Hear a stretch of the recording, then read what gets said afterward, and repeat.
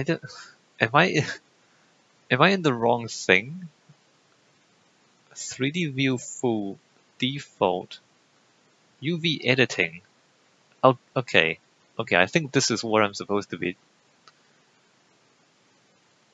But I don't even know how this works. I don't know.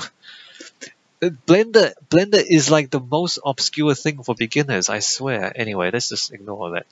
For light mask to work with your static mesh, the mesh needs a set of UV coordinates that can be used to create the light map. Create a second UV channel to store the light map. I recommend unwrapping the UVs for the light map in Blender since the automatic UV mapper inside UE4 is too slow in some cases or doesn't work at all. Create a second UV channel to store the light map. In some cases, it's a good idea to apply a triangulate modifier in Blender and apply scale to the object before you unwrap it. This may solve some issues in the automatic UV unwrapping method such as smart UV object. I have no idea what any of that means.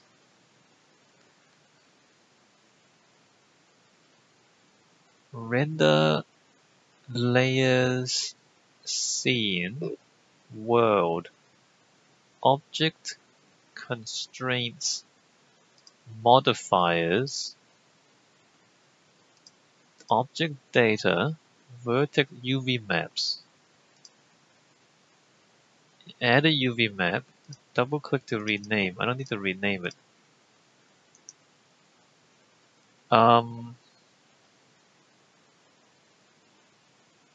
Well, I made a UV map. I just don't understand what it does. I just don't understand what it does. But I've made one.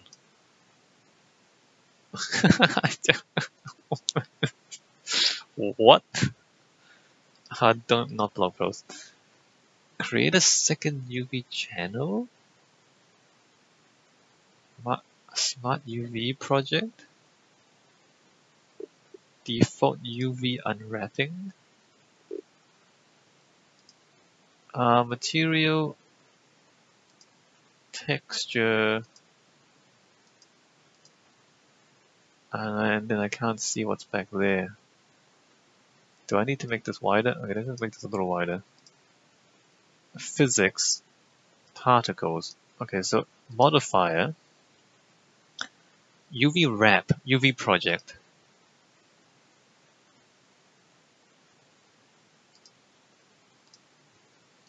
Image. I don't even know. Did I just do something?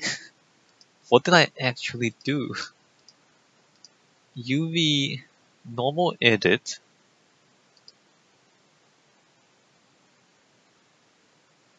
Enable auto smooth. I don't know what any of this stuff is. UV wrap. UV project.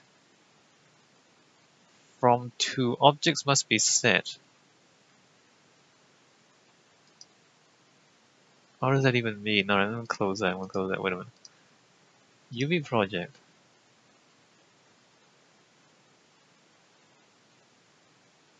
I have no idea what I'm doing right now. I have no idea what that stuff is. Pivot points. FBX Import Export plugin will, in most cases, place the pivot point of your exported object at the origin of the world, which is at the coordinate 0, 0, 0, rather than using the pivot point of the object in Blender. I mean, that's fine by me, okay. This means that your object must be positioned in such a way so that the pivot point is at the origin of the world and will not be changed through exporting. To ensure that your object is properly aligned with the world origin, use Alt-G to clear its location. Materials. It's better to create your materials inside UE4 instead of importing them from Blender. This will give you more control of the asset organization in your Unreal project folder. However, if your static mesh has multiple parts, that will have different materials applied to them. You must assign different placeholder materials in Blender before exporting to FBX. UE4 will divide the static mesh into different elements based on the materials assigned in Blender. These will appear in UE4 as element 0, element 1, etc. and cannot be renamed or reordered. UE4 will create these elements regardless of whether or not the import materials option is enabled in the FBX importer. Okay. There are several ways to find out which elements correspond to which part of the static mesh. We don't need level of detail. This is no information. Collision by default when you import your static mesh asset to the Unreal Engine. There'll be no collision mesh associated with it. This means that players and physical objects will be able to pass through it without colliding. There are two primary methods for creating collision meshes: automatic inside of UE4 and custom from another 3D application. Custom collision. This section still needs to be written. Alright, great. In the Unreal Editor, you can automatically generate a collision mesh for your static meshes. This automatic method is not extremely accurate, but for simple props, it can get the job done.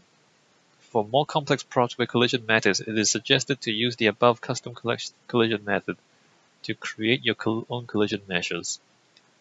Locate your asset in the content browser. Edit option. Alright, edit. Collision menu at the top of the screen. Present you with many options. Experiment and then exporting. So, I don't know. I don't really know what most of that stuff means. In the FBX Export menu, the value scale of the perimeter depends on how your viewport is set up in Blender. If you adjust the unit scale in your scene settings as described in the scale conversion, unit scale in Blender section, you can leave this scale value set to 1. To export only to the selected object, enable the selected object checkbox. Alright, well all of this is okay. Export FBX. Alright, monkey FBX. This doesn't look anything like the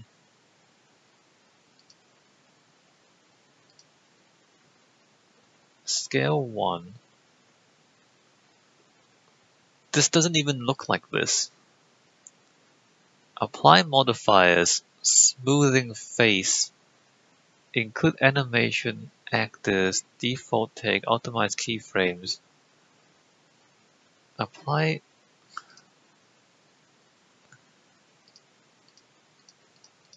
mesh geometries, face smoothing.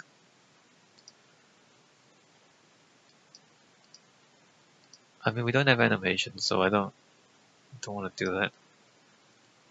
Importing in UE4, import your model, open it in the static mesh editor and configure the collision mesh if necessary. Insert the object into the scene, create a material, bake the light mask using build. Well, that's what I've been doing. Let me export this. I don't know what the UV mapping is. I need to figure that out. Basically, is what I need to do. I'm gonna delete that. Let me just go re-import this. Alright, the good news is that the monkey head is now smooth.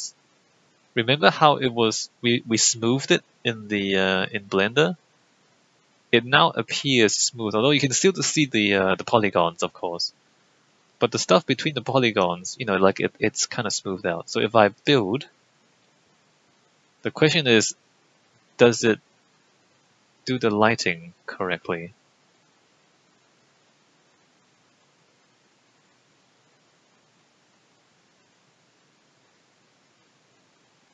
No. Yes. Yes? No. I mean, look, there's some errors. You can tell there's some errors. And to be honest, I'm not surprised by the errors because it's a complex mesh, right?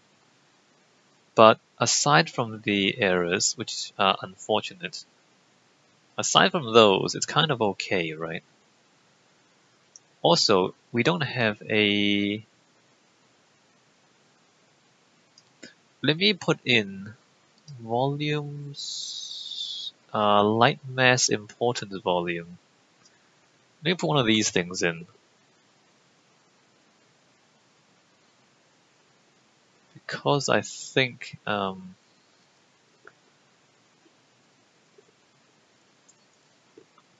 2000, well I don't really want 2000, do I? 1000, 1000, and then like 500. I don't know if the light mass importance volume would help. Move that up a bit.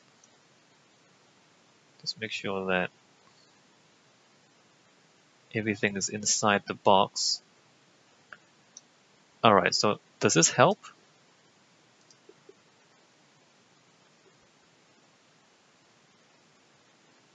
I should save all. Alright, let me just save all here. Save selected. File save all here. It doesn't really help. Alright, so I mean, as I said, the geometry is complex, and maybe that's why the lighting engine doesn't like it very much. I mean, the lighting engine doesn't really like this very much either, because there's errors in this thing too. Oh wait, the errors are gone, kind of. So it's oh wait, it's preview quality. That's why. Let's go switch it to production quality. That might be the problem. It's because it was the lighting's on preview quality instead of production quality, right? And so now this is going to take a lot longer than before. But potentially, it will fix these artifacts.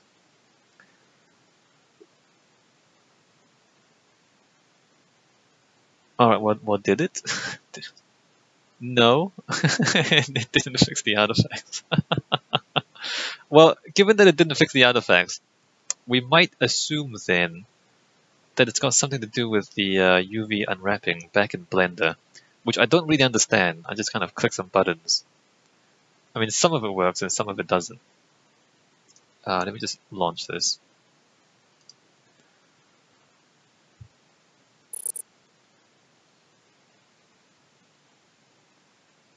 It just concerns me how complicated Blender is, and the fact that I might have to learn Blender. I would prefer not to learn Blender if I can avoid it. I should probably learn it. It's just so steep. Like, the learning curve is so steep for Blender, at the start at least. I mean, that's kind of okay. It's got artifacts, but it's kind of okay. Look at it. So the artifacts aren't that bad. It's a little bad, but it's not that bad. I mean, if we look at it at the right angle, like if we look at it at this angle, and you know what? It looks better in the. Okay, there's a bit. Okay, I mean, you can see the problems right there, right? Oh, it does have the collision mesh. It was telling us it doesn't have a collision. It does have a collision mesh. I'm trying to walk into it, and I collide with it. All right, so it's almost good. This monkey head is almost good. This thing. What is this? What is this bit here? Look at that. Why is that bit lighter there? Oh, there's a reflection thing going on with the material. Okay, that's a material thing. That's not a lighting thing. Alright, so we've done this tutorial, and most of it seems to make sense. Let me just crawl around the floor. Let me just crawl under the table and hide my head in shame. Okay. I mean, it's mostly right. It's mostly right. And I guess the good news is that we're not that far from figuring it out. You know, like, we're making progress, and every bit of progress we make, we're a little bit closer. So let's read a bit more. Materials how to. Holy crap. We're gonna put that until the end. Let's read a bit more. What is it? We've spent an hour and 10 minutes. Let me read a bit more, and then we'll be done for today. Alright, let's go maybe read these 2 pages. This page is also quite large. We'll get back to some of this stuff later on. All right, reading time. FBX Import Options reference. While importing FBX files into Unreal Engine 4 is a relatively simple procedure, there are quite a few options available for tweaking the imported asset. This document will cover these options. When you import content through the content browser, using the FBX pipeline, the FBX Import Options dialog appears. The importer will automatically detect what kind of file you are attempting to import and adjust its interface accordingly. The options available when importing a static mesh using FBX are explained below. Alright, mesh, skeletal mesh. For static meshes, this will attempt to import the FBX file as a skeletal mesh. The import options will switch to handle importing the FBX file as a skeletal mesh. Auto-generate collision. I guess that was on when we imported.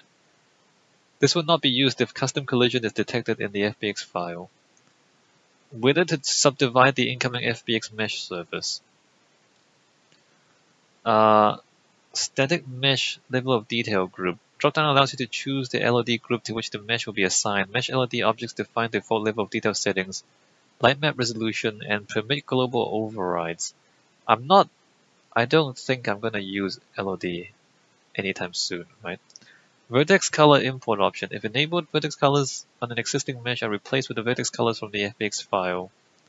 Disable this to preserve vertex colors painted within the editor using the mesh paint tool. Vertex override color. Remove degenerates. If enabled, degenerate triangles found during import will be removed. Disabling this option will keep degenerate triangles found. In general, this option should be enabled. Was it enabled? Import monkey override, yes. Translate miscellaneous. What is going on? It's not even... It doesn't even have a lot of the stuff. Oh, here we go. Subdivide, remove degenerates. Vertex override color, alright. Build adjacency buffer. If true, the mesh will be optimized for PN tessellation. It's recommended to disable for larger meshes. But it's a small mesh, so we don't care. Build reversed index buffer. This is used to reduce the number of GPU state changes between draw calls. This is required to optimize a mesh in mirrored transform. It will also double the index buffer size. Right? If enabled, generate light map UVs. The importer would generate a set of unique non-overlapping UVs for use with static lighting. Generate light map UVs. Alright, so that's turned on. Import normals. Compute normals, import normals and tangents. I wonder if this is what we... Normal generation method. I wonder if this is what we need to change. Hold on. Impinge, big pivot and vertex. One convex hull per UCX. Forces all UCX meshes to receive one convex hull. Disabled, then a UCX mesh could be decomposed by the engine into a series of convex hulls to get the appropriate shape. Alright. Transform vertex to absolute. If true, the FBX file will be used to transform, offset, and pivot for the world origin. If false, the FBX will import without any node hierarchy transform. Pivot rotation will be applied to mesh. The pivot of the FBX file would then be the origin of the mesh. Transform vertex to absolute must be set to false.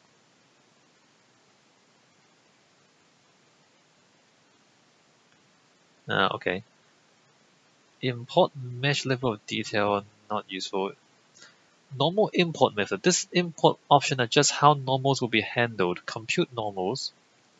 The engine computes normals and tangents. Smoothing groups and normal info is discarded from the FBX info. Well, that's interesting.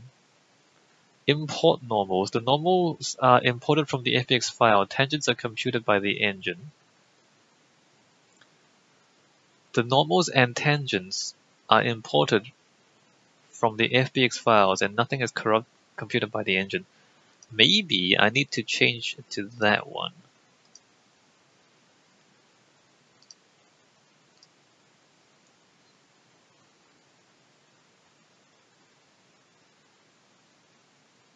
like have it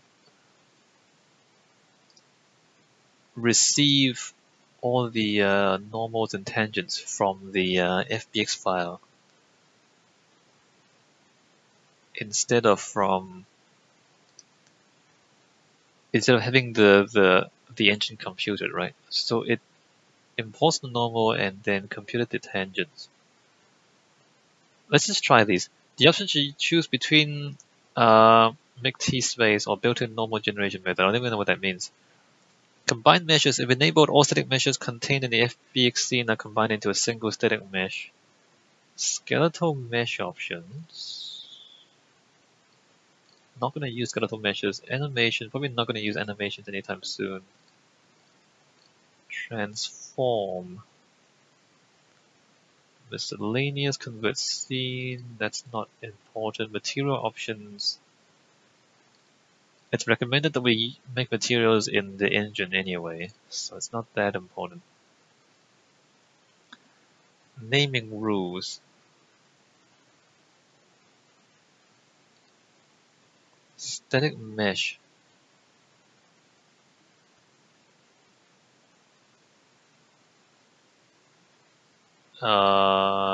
Skeletal mesh. If override full name is enabled, if single mesh and file named as the name of the asset, if multiple meshes and file combined meshes is enabled, disabled name. I don't think that's important either. All right, so this seems fine. This seems fine to us. Is that better or worse? It seems just as bad as before. It seems to be exactly the same badness as before. All right, let's try the other options then. So let's say we want to import the monkey head. And let's say we change this to compute normals. So we ignore the stuff in the file and let the Unreal Engine deal with it. Look, it looks fine here. You know what I mean? It looks fine before we try to compute the lighting. Like, this looks perfectly fine. It's only when we build the lighting that the computer fails to understand the geometry. Which seems weird to me, but let's see if this is any better. I do understand that this monkey head is difficult, right? Like it's not the easiest to. That's even worse, isn't it? I mean, I don't know what that means. It just that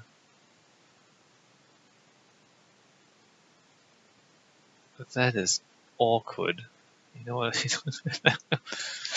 Is I don't look. What if we make this just bigger?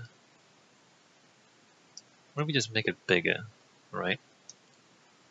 Maybe that's too big. Oh no, is that too big? Maybe it's slightly smaller. And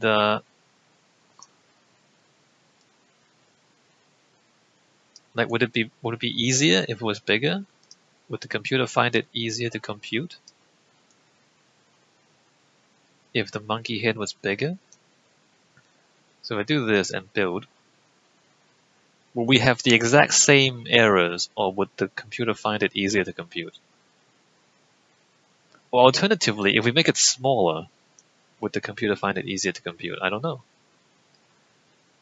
These are questions that I have, for which I have no answers.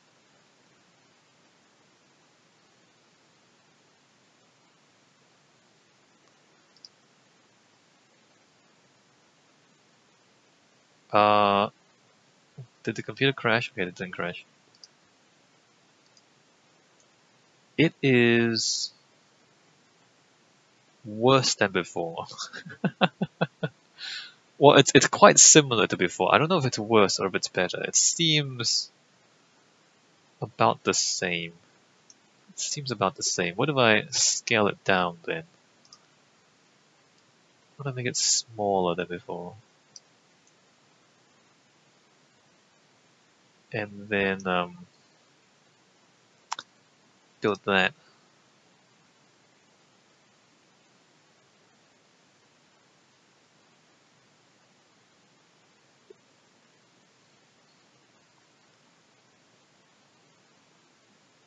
The monkey head is complicated and perhaps not the best thing to test it on, and also probably missing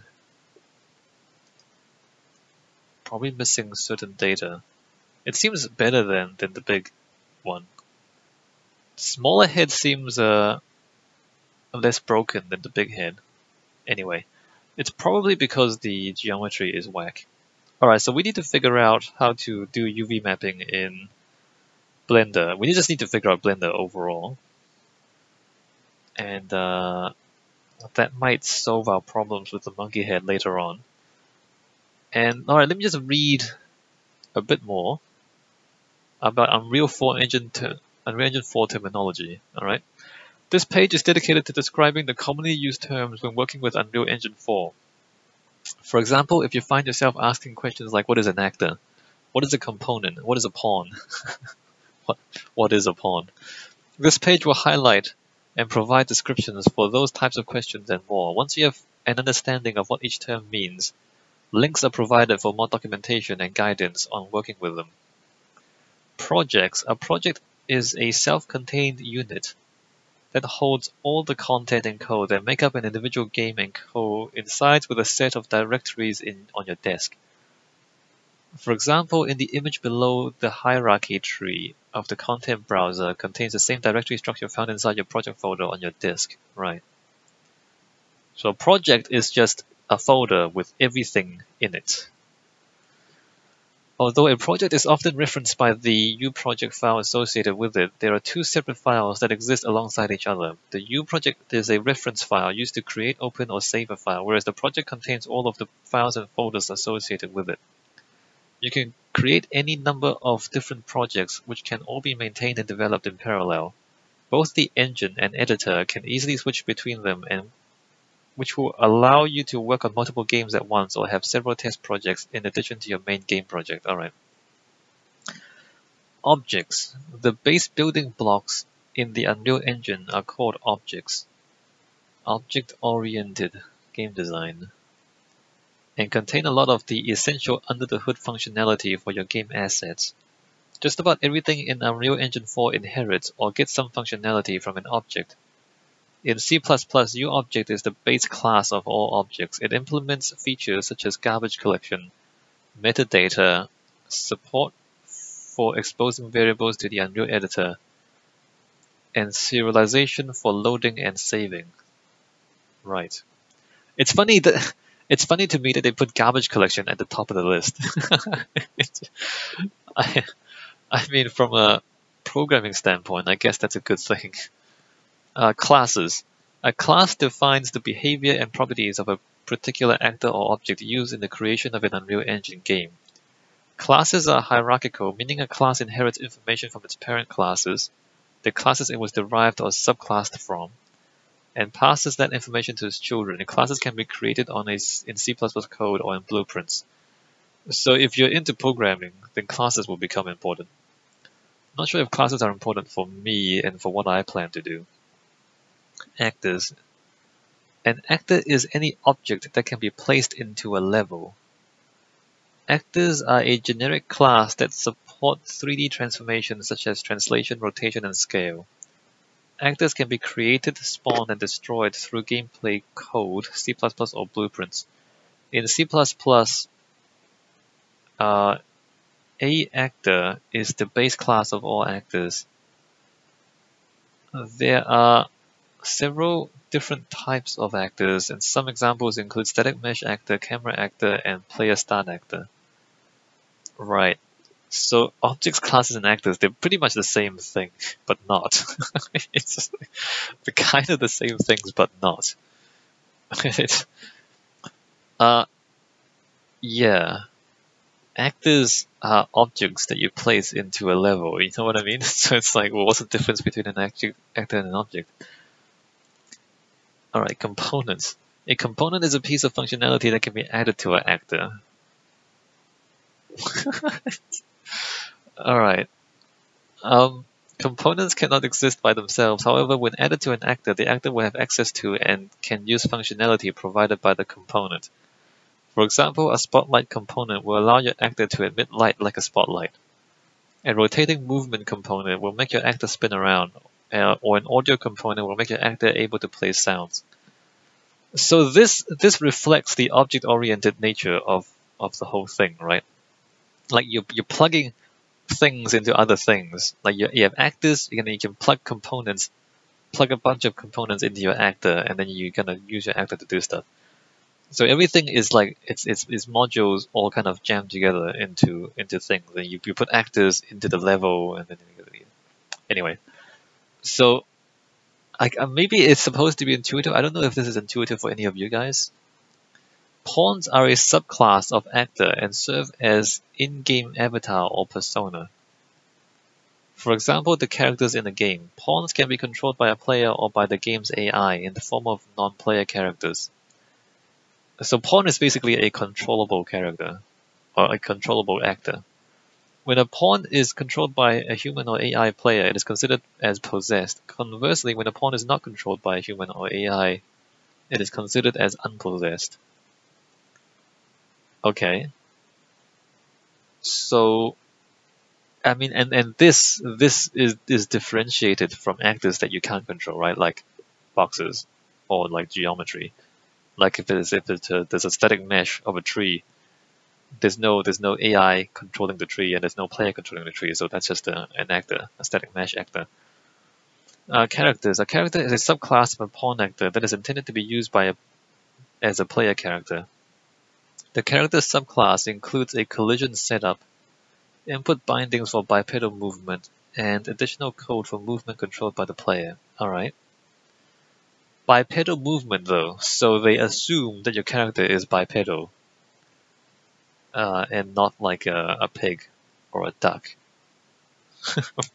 well, a duck is bipedal, but a duck also flies, is what I mean. So it's two-legged is your character. Player controller. The player controller class is used to take player input and translate that into interactions in the game, and every game has at least one player controller in it.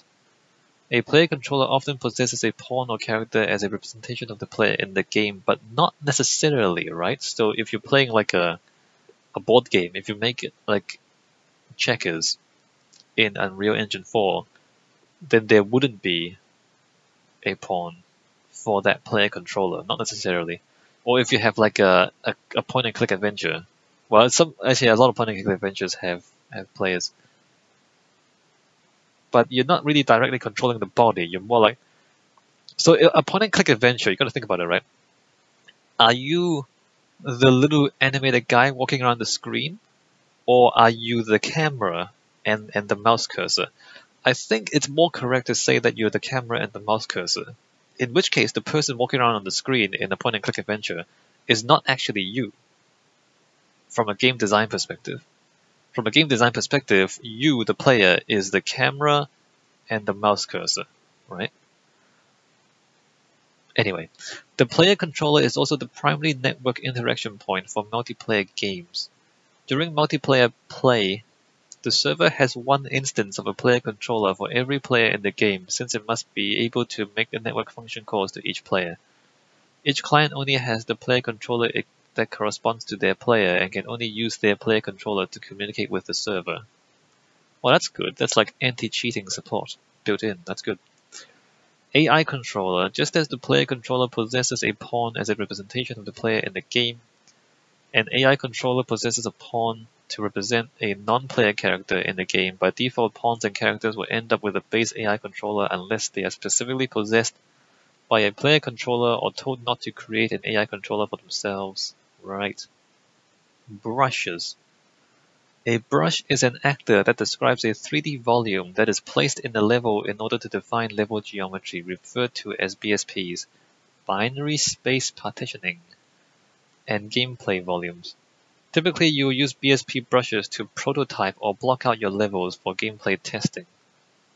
Really? You will use them to prototype? So you don't expect to use them for the final... Don't you expect to use them for the final design? Or do you want everything in the final design to be static meshes? Volumes, on the other hand, have several uses depending on the effects attached to them, such as blocking volumes, which are invisible and used to prevent actors from passing through them, pain-causing volumes, which cause damage over time to any actor that overlaps it, or trigger volumes, which are used as a way to cause events when an actor enters or exits them. Alright. Geometry brush actors, geometry editing content examples. I don't know, like why would you not use brushes in the final design? Levels. A level is a user-defined area of gameplay. Levels are created, viewed, and modified mainly by placing, transforming, and editing the properties of the actors it contains. In the Unreal Editor, each level is saved as a separate UMap file, and which is also why you will sometimes see them referred to as maps. A world contains a list of levels that are loaded. It handles the streaming of levels and the spawning creation of dynamic actors. Direct interaction with the world is not necessary, but it does help provide a specific reference point within the game structure, i.e. mentioning the world directly means you're not speaking about levels, maps, or the game, right? Game modes. The game mode class is responsible for setting the rules of the game that's being played. The rules can include how players join the game, whether or not a game can be paused, and level transitions, as well as any game-specific behavior such as win conditions. You can set the default game mode in the project settings, but can override it on a per-level basis. Regardless of how you choose to implement the game mode, there's always only one game mode present per level. In a multiplayer game, the game mode only exists on the server, and the rules are replicated to each of the connected clients.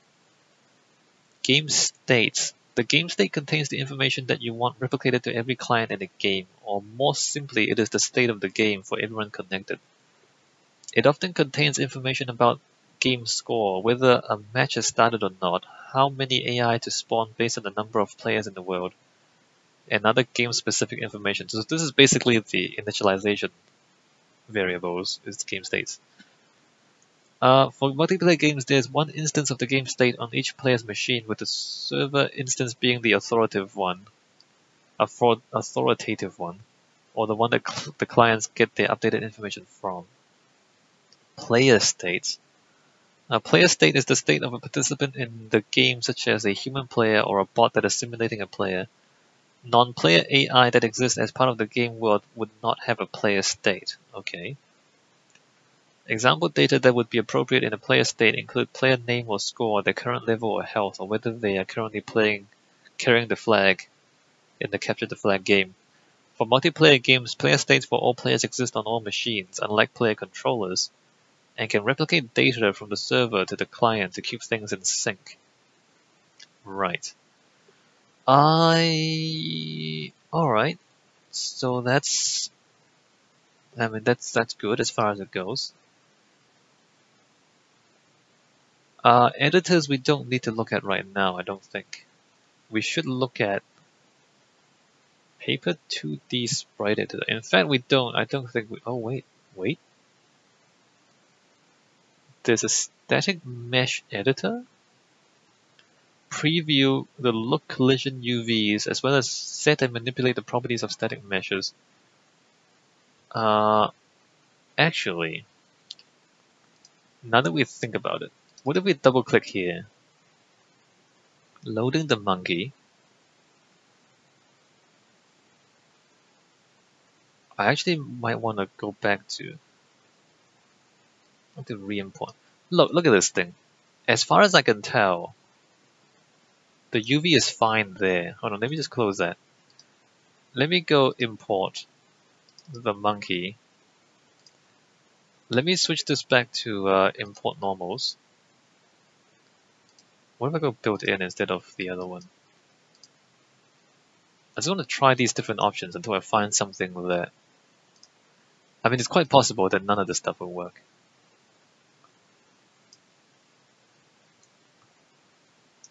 Let me just rebuild again. We're going to try and see if there's any difference between the different methods for building normals. We might just be wasting time, like none of this might be relevant.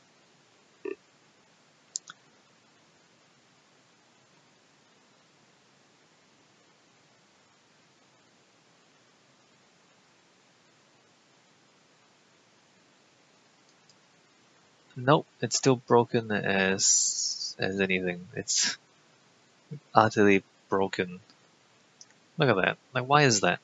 So if we save all, so if we come into here, tangents? I mean, as far as I can tell, they're correct.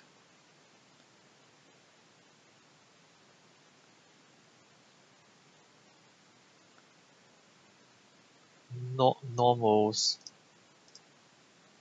tangents.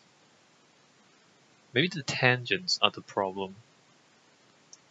Because this is, maybe that's what the problem is.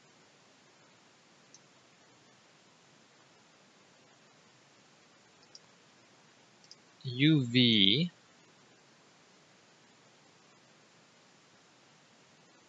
showing UV channel 0.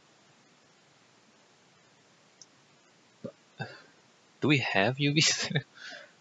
Do we just not UV channel 0, UV channel 1?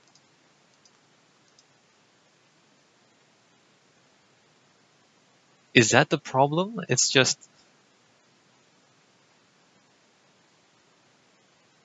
this doesn't seem very good. This seems kind of bad.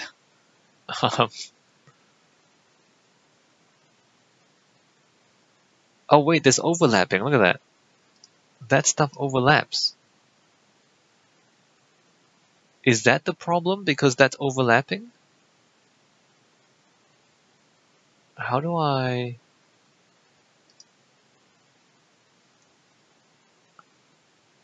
wireframe socket. Is it because that overlaps there? That's why the thing is whack? How would I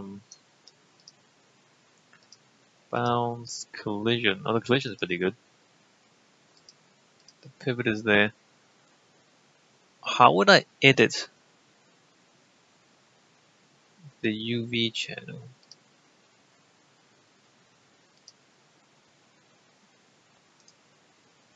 UV channel 1, show UV. I mean, this seems to be, this overlapping stuff seems to be a problem. I mean, it's like, why does it overlap like that?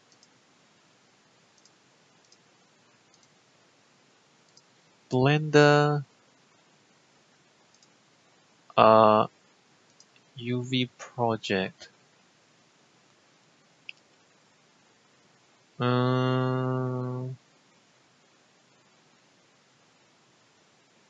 Object to use as projector transform. Okay, let me just try to figure this out. Blender UV project. UV project modifier.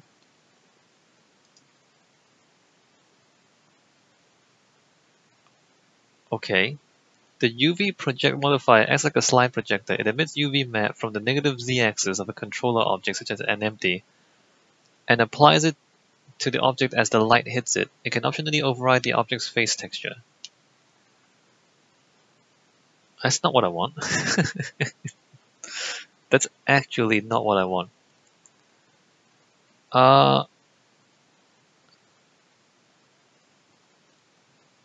It's great for making spotlights more diverse, and also for creating decals to break up repetition. Alright, well, UV warp modifier uses two objects to define a transformation which is applied to the chosen UV coordinates. Its purpose is to give you direct control over an object's UVs in 3D view, allowing you to directly translate, rotate, and scale the existing UV coordinates using controller objects or bones. Which is not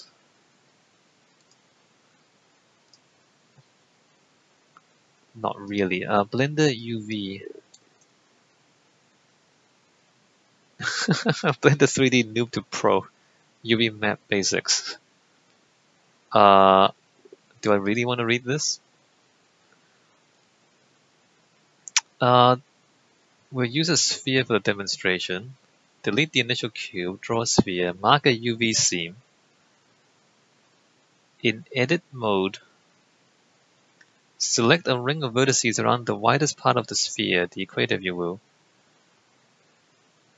Shift Alt, press Ctrl E, and then click Mark Seam or Meshes Edge Seam. Tells the UV unwrapper to cut the mesh along these edges. Unwrap the mesh. Create a window for the UV mapping.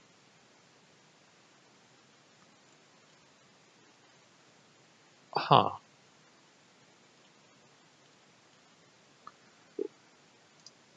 So,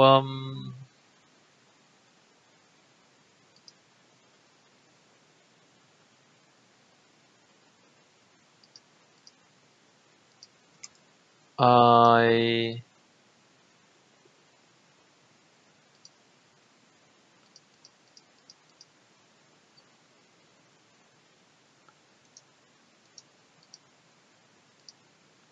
type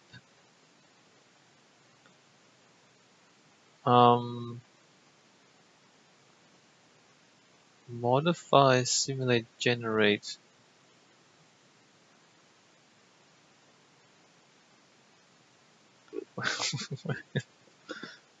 what in edit mode? What? I don't even know how to get to edit mode. Crazy, right?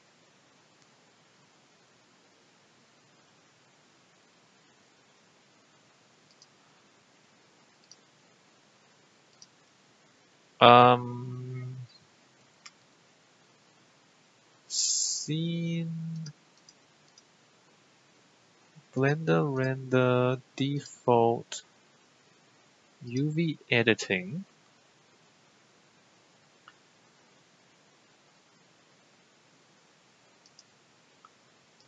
Grease pencil, new layer.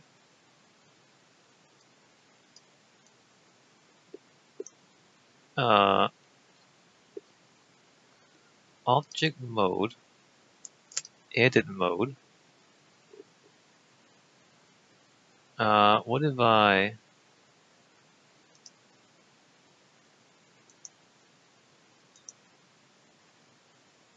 what am I actually selecting? Hold on. I can't tell what's going on.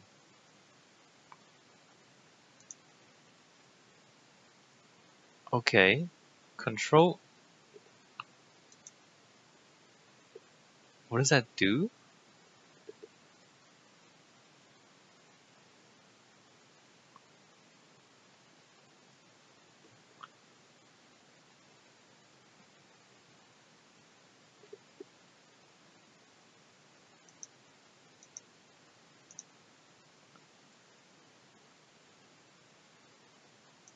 So I can like pick each point.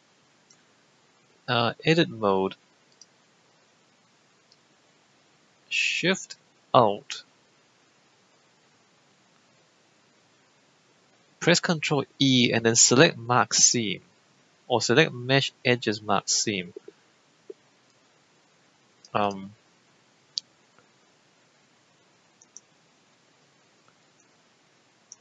No, don't do that. So if I do that, but it doesn't quite cut everything, does it? This is so complicated. So, I'll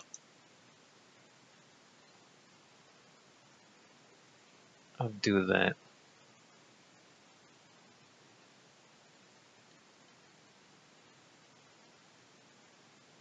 So if I just continue around there,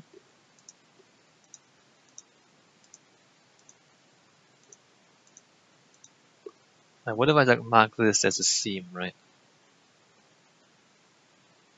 Oops. Down here.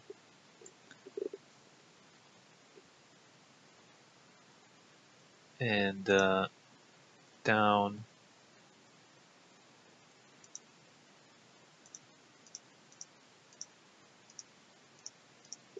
there.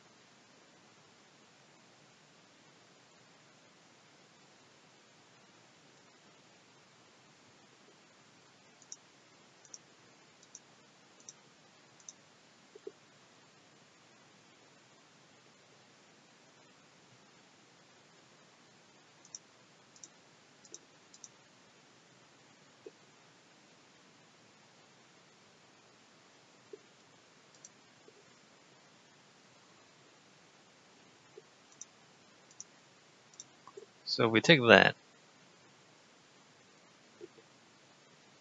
Now what?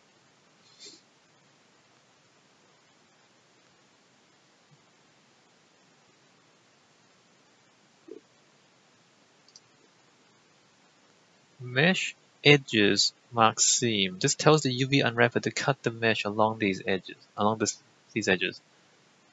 Mesh edges mark seam. Like where is that? Where mesh edit. There's no edit. What? Mesh?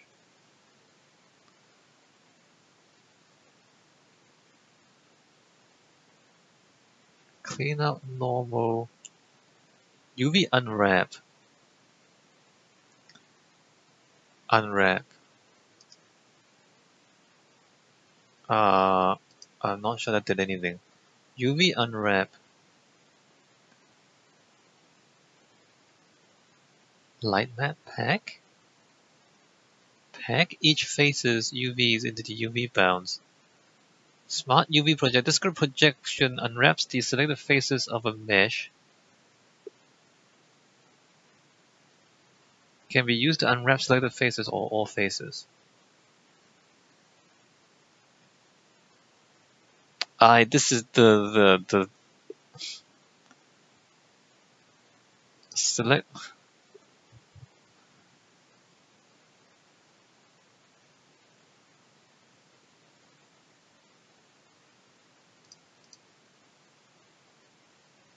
Smart UV project. Angle limit 66 degrees. Island margin. Area weight.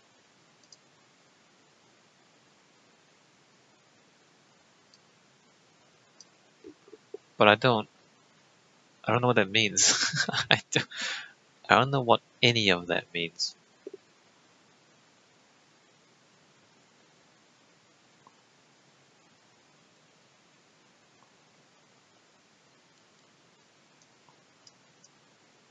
Oops, don't do that. Alright, don't move it. Don't move it.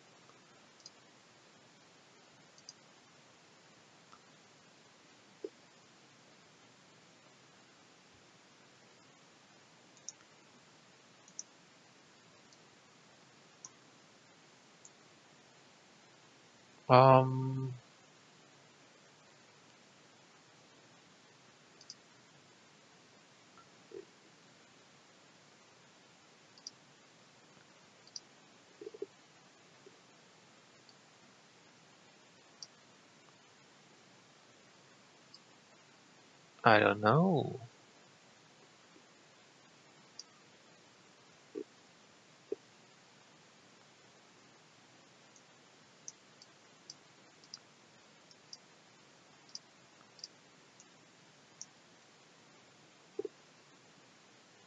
I mean,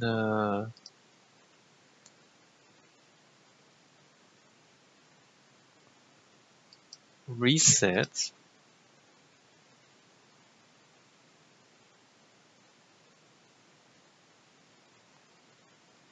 Select